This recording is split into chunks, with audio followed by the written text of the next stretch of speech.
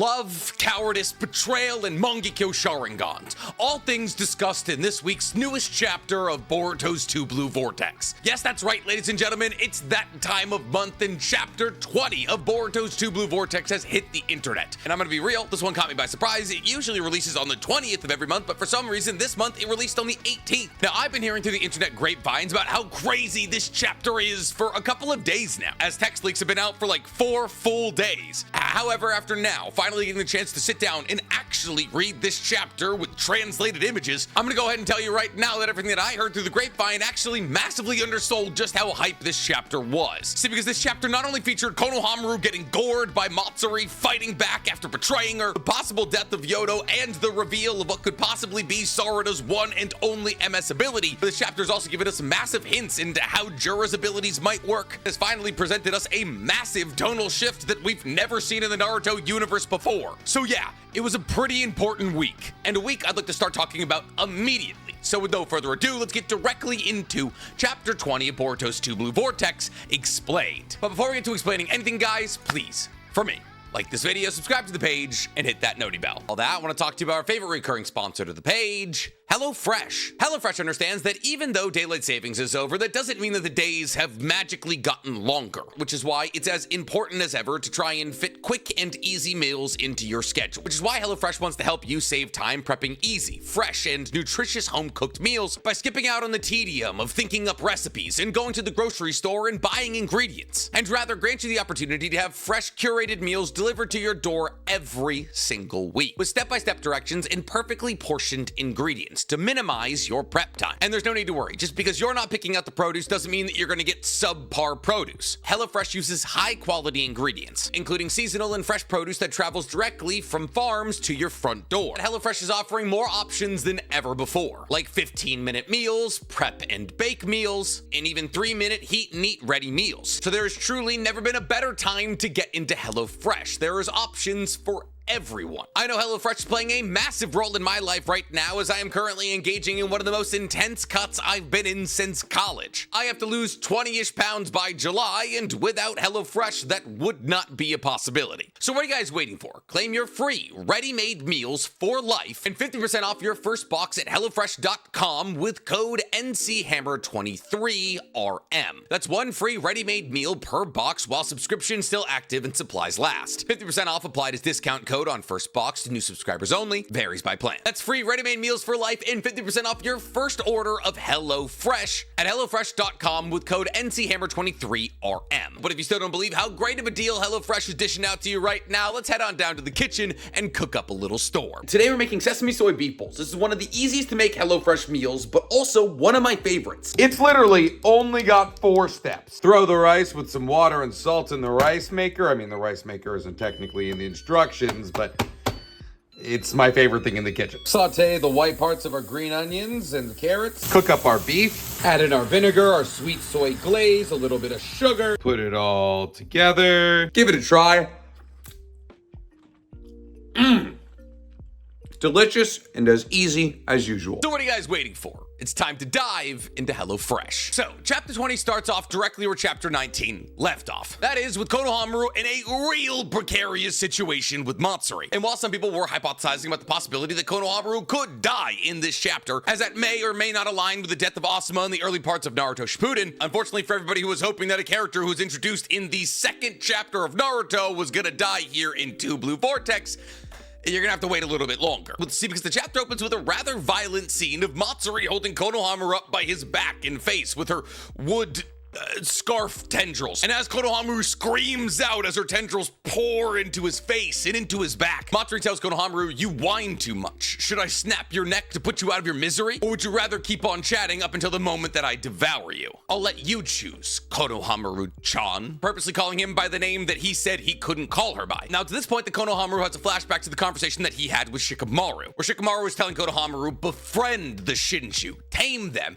and then, once you have their trust, betray betray them. And thus Konohamaru begins to try and save his own life, something that objectively he could have tried to do chapters ago. He starts talking to Mitsuri saying, "Didn't you say earlier that talking to me made this the best day of your life? Well, if you devour me, we'll never be able to talk again, and you'll never be able to experience these unique highs." But Matsuri rebuts him saying, "Yeah, it was fun, sure, but it was simultaneously terrifying. You make my head go fuzzy. I felt like I was going insane. You're dangerous to me. You make me crazy, and therefore I have to eliminate you as a threat. The defensive instinct inside of me tells me to get rid of you, but there's also a part inside of me that desires you, and as these two parts join together, they join to make me feel compelled to devour you." And thus in this moment we see Matsuri apply even more pressure with her tendrils, and we get an outside view of her gripping Konohamaru and see that her tendrils are sticking into his back as blood pours out of it. And as he lets out a scream, we cut to Ryu. Now, as you guys may or may not remember, the last thing that happened with Ryu in the battle against Team 7 2/3 is that he summoned a bunch of claw grimes, and these claw grimes were about to turn Yodo into a tree until Araya used his lodestone sword to cut into the head of the one that was biting her, at which point Ryu took that claw grime and threw it into a claw mark, getting rid of the lodestone sword, and therefore getting rid of Araya's ability to control the iron sand. And therefore, in the immediacy after this moment, we see that Araya is using a wind-style blast to blow himself away from Ryu. However, Ryu is able to close the distance, smacking Araya out of the sky with his iron sand. And it's at this point that Mitsuki decides to have a rematch of his Chunin exams match, because for those who don't remember, Mitsuki actually battled against Shinki in the Chunin exams, where Mitsuki was identified as the true one threat to the genius that was Shinki because of his affinity with lightning release that stood as a natural defense against the iron sand. And now that Mitsuki's perfected his snake stage mode, he stands a legitimate chance in a fight against somebody using iron sand. Though the only problem is, Shinki has also gotten stronger through the medium of becoming a Shinju. But regardless, this one-on-one battle begins as Mitsuki's able to tear through the iron sand of Ryu, forcing Ryu into a retreat as Mitsuki's electric snakes plunge towards him. But as Mitsuki is able to strike what may or may not be a final blow against Ryu, he pulls a classic bad guy move and uses his iron sand to pull Araya in front of the electric snakes. And thus Mitsuki, not wanting to flatline Araya, has to stop his snakes and thus be smacked by Ryu's iron sand, giving Ryu the fairly quick W in this rematch. Now, I believe all of this was done rather intentionally, in the same way that you'd be a fool to believe that Deidara is stronger than Gaara just because Deidara was able to win in the battle against Gaara. I think Ikimoto's trying to hint to the facts here that Mitsuki probably stood a fair to decent chance in a 1v1 against Ryu, but because Ryu fought dirty and Mitsuki is obligated to not kill his teammates, Mitsuki ended up losing that battle. At least this is what I hope Ikimoto is trying to do, because Mitsuki has been hyped up as one of the more powerful people in Boruto for a long time now. Between his mysterious origins, his possible connection to Toneri, the perfect snake stage mode, and being able to knock out Kawaki with just one bite, pretty much everything that Mitsuki has done over the course of Boruto puts him just below the tier of people like Boruto. And therefore the idea of him rather simply being pushed to the side by Ryu doesn't really line up with that power evaluation. But anyways, after Mitsuki is slapped by Ryu's iron sand, he unfortunately slips out of snake sage mode and is put under the control of Ryu's iron sand and thus becomes his puppet. And as both Araya and Mitsuki were smacked by Ryu's iron sand, they are both now forced to stand in front of Ryu as iron sand puppets, stood across from the likes of Yodo and Sarada. And thus Ryu began to laugh to himself, saying, "Seems like checkmate, my friends." Now at this point that Araya tells Yodo and Sarada to forget about us and run, but Ryu, who wants to kill everybody involved in his betrayal, begins to choke Araya with his iron sand. As he tells Araya, "Stop saying stupid things. I'm not letting any of you escape." But then again, just killing you here and now would kind of be a waste. So let's do this. Boruto, or maybe even Boruto's accomplice. Where are they? And if you know that, do you know any of their weaknesses? Tell me any of that information and I'll let you go. Now at this point then Mitsuki chimes in and says don't fall for it. Even if you tell him what he wants to know, he'll still probably kill us all. Which leads to Mitsuki also getting an iron sand strangle. Now at this point that Ryu tells the group that he's offended, as they're the ones who broke their word first. And technically he's not wrong here. Like, would Ryu have tried to kill Team 7 2/3 if they hadn't tried to betray him first? Who knows? However, apparently not everyone was listening to Mitsuki, as Yodo immediately turns to Sarada and says, "Sarada, tell him where Boruto is. Just spill whatever you know, otherwise we're all gonna be slaughtered." To which Sarada rather rationally responds by saying, "What are you thinking? This is obviously a trap." But Yodo continues on by saying, "Well, what choice do we have? Do you just want to stay silent and get killed?" But Sarada, being by far and away the best girl in this equation, says no. sorry, but even if I have intel on a friend, I would never sell them out to save my own hide. And it's at this point that Sarada has her weekly flashback about the conversation that she had with Sumire, where she remembers Sumire telling her, while we may have taken Boruto's side outwardly, we know next to nothing about what he's currently up to, which is most likely why we get to live this free life we're currently living. Now, it's this point that Yodo has apparently character growth, as she looks at Sarada and says, oh, I've long wondered why you keep thinking up for a rogue ninja who everybody in the world, your own village included, hates. But I think I finally understand now. He's the kind of guy who makes you want to back him even if the rest of the world doesn't. I feel the same way about Shinki. And like, listen, am I happy that the girls are understanding each other right now? Yes, 100%. Does this pass the Bechdel test?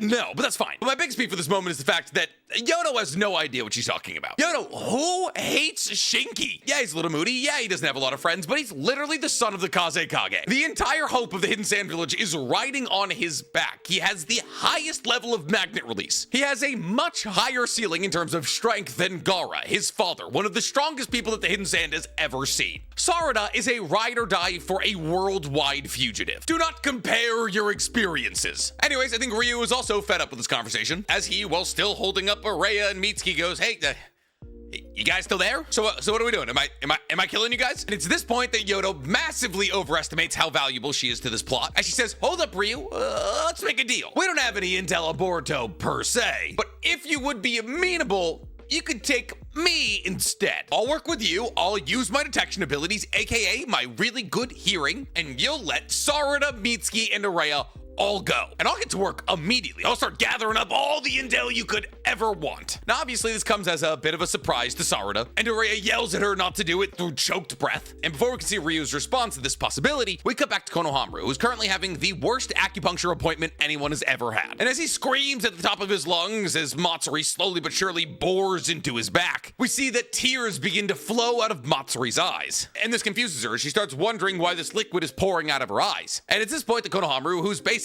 out of options, decides to lean into the naive emotions of this essentially child as he screams at full volume, Matsuri! And we immediately see Matsuri begin to blush as she thinks to herself, why is my heart racing just from him calling my name? And what is this liquid pouring from my eyes? And Konohamaru decides that there's never been a time to be more perceptive to a female's emotions than right now, as he says, you're shedding tears. What's going on? Now this confuses Matsuri because obviously as part tree, she's not used to making her own water, as she says, tears? And therefore Konohamaru, in the age-old practice of men trying to explain women's emotions to them, he says, you must be feeling sad. You don't want to kill me. And at this point that we cut back to the Shinju hideout and see something really interesting. See, in the Shinju hideout, Hidari, Jura, and the bug Shinju are all just kind of hanging. It looks like they need a TV in there pretty desperately. Everyone's just kind of sitting and not looking at each other. The vibes don't seem immaculate. But because they're all locked in and living in the moment, we can see that tears have also begun to flow down Jura's face. And then on top of this, Hidari has clocked it and seems rather perplexed with what's going on with Jura. Now, this is interesting for a couple of reasons. One, it seems to imply that either Jura has the ability to watch what's going on through the eyes of everybody else's Rinnegan, kind of like how Nagato was able to sense what was going on through the 6 paths of pain, or it means that somehow, some way, Jura is emotionally connected to each and every single one of the Shinju. However, I believe it's more likely, just based off existing lore, that this is technically revealing to us that Jura has the ability to look through the eyes of all of the Shinju, which means that this battle between Ryu, Matsuri, and Team 7 in 2/3 will not only be not lost on him, but also means that he's purposely not interfering with it, which is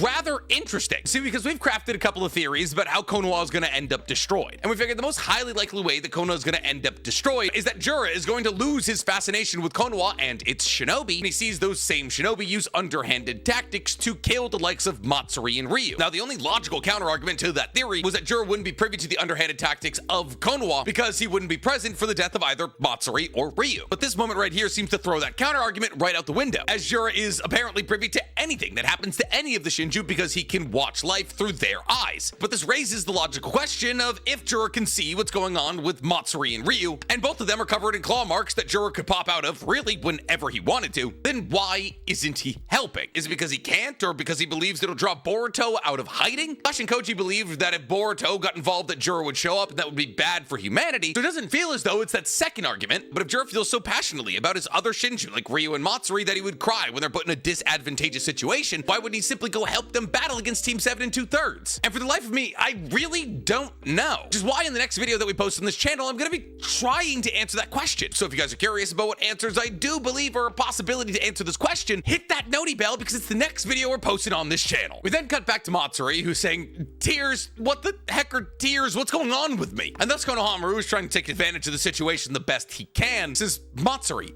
do me a favor. Reach out and squeeze my hands." To which Matsuri simply responds with a, "Huh?" And Konohamaru doubles down, saying, "Squeeze my hands, join hands with me. This is how special relationships begin." To which Matsuri, with a flushed face and tears streaming down her face, says, "Special relationship?" At which point Konohamaru triples down and says, "Yes, this will be the first step for us in our relationship." And thus Matsuri, who's holding Konohamaru above her head with her wood-like tendrils, reaches her hands up and squeezes his. And the two of their hands lock fingers. And Matsuri begins to bring Konohamaru closer and closer to her face until eventually their lips... Just kidding. He has a flashback of Shikamaru's conversation, while Matsuri's thinking about how incredibly warm Konohamaru's hands are. And in this flashback, Shikamaru is telling Konohamaru, befriend them, win them over, tame these wild beasts while they're still innocent cubs. And it's at this point that we see Konohamaru create two Rasengans, one in each hand, that begin to blow away Matsuri's entire arms and lower body, releasing Konohamaru from the clutches of death that Matsuri had him in. And immediately, we as Naruto fans are in unprecedented territory, because boy oh boy did this move make me feel yucky, but also make me go eee! Because for all intents and purposes, this is a dirty move, a move that would never happen in the era of Naruto. Yes, technically, in the real-life application of ninjas, the literal entire purpose of ninjas like Kunoichi was to seduce, lie, and betray their way to the top to assassinate important targets. And thus deception has always been a fundamental part of being a ninja, but not in the Naruto world, at least not in a way like this. Yes, obviously things like mind transfer jutsu and transformation technique have been used to trick ninjas before, but those ninjas have never been tricked into falling in love with somebody just to be summarily assassinated. But now, one of the longest standing characters in the Naruto universe is using his apparent sex appeal to trick a kind of child into loving him so he can eviscerate her. And the look on Matsuri's face is kind of painful. You can see immediately after this tender moment of their fingers coming together, you see her hand begin to explode when coming into contact with the Rasengan. And as all of her begins to disintegrate, you see her eyes wide open, the shock and betrayal washing over her like a wave in the ocean. And as we cut to Konohamaru, we see him gritting his teeth as he's trying to increase the size of the Rasengan that are destroying Matsuri's entire body. All the while, the final take-home message from Shikamaru ringing in his head saying, "Betray them." And thus, as Konohamaru spins up two giant Rasengan and shoves them into Matsuri's chest, more messages from Shikamaru begin playing in his head. Like what Shikamaru said immediately after saying that he should betray the Shinju, when he said, "Did your heart just reel right now?" This is the perfect plan if you truly consider them nothing more than enemies. Get them to drop their guard so you can kill them. But as Matsuri is slowly but surely being blown away, with tears streaming down her face, she simply mutters out, "Konohamaru-chan," which switches Konohamaru's face from one of determination to one of abject horror as he realizes what he just did. See, Matsuri is technically part Moegi, a physical representation of the love that Moegi has for Konohamaru that he was oblivious to. And that physical manifestation became all the realer when Matsuri would only call Konohamaru Konohamaru-chan, something that only Moegi was allowed to do. And thus in this moment, Konohamaru had to come face to face with the fact that he just betrayed somebody who loved him because Moegi loves him. And once again, this is supposed to feel icky, and my god, does it. We then cut back to Jura and Hidari, as Jura says, because of love, Matsuri wavered over devouring Konohamaru, and allowed him to trick her into a painful counterattack. But also, because of love, Konohamaru wavered, fell prey to doubt, and foolishly let victory slip between his grasp. And thus we see as the shocked Konohamaru is finally separated from Matsuri, that Matsuri is now just basically a torso in a head, but a scorned torso in a head. And as the already very injured Konohamaru reels back from the explosion of the double giant Rasengan, Matsuri once again launches her wooden scarf tendrils in his direction, this time presumably to land the killing blow. But before we can see that killing blow, we cut back to Araya, Yodo, Sarada, and Mitsuki, just in time to see a different killing blow. But this one instead landed on Yodo. As the first panel we see on this next page shows Yodo punched directly through the midsection by Ryu's iron sand, much akin to how Inojin was punched through the midsection by Jura's wooden spike, an injury that proved fatal for Inojin before Himawari was able to use her absolutely unexplainable healing factor on him, a healing factor that Sarada, Mitsuki, and Araya currently do not have access to. At least, not yet. And as we see Yodo's body fly across the sand after being pushed back by Ryu, Ryu simply says, "That'll be a no from me," in response to Yodo's proposal of taking her and releasing the other three. He then continues on by saying, "Don't talk down to me. I get offended easily." Now Sarada immediately runs over to Yodo, and Araya grits his teeth as he's being held by Ryu. Now as Sarada makes her way over to Yodo, she sighs to herself and says, "Why can't things go well for once?" And as Sarada finally gets to her, she says, "It's okay.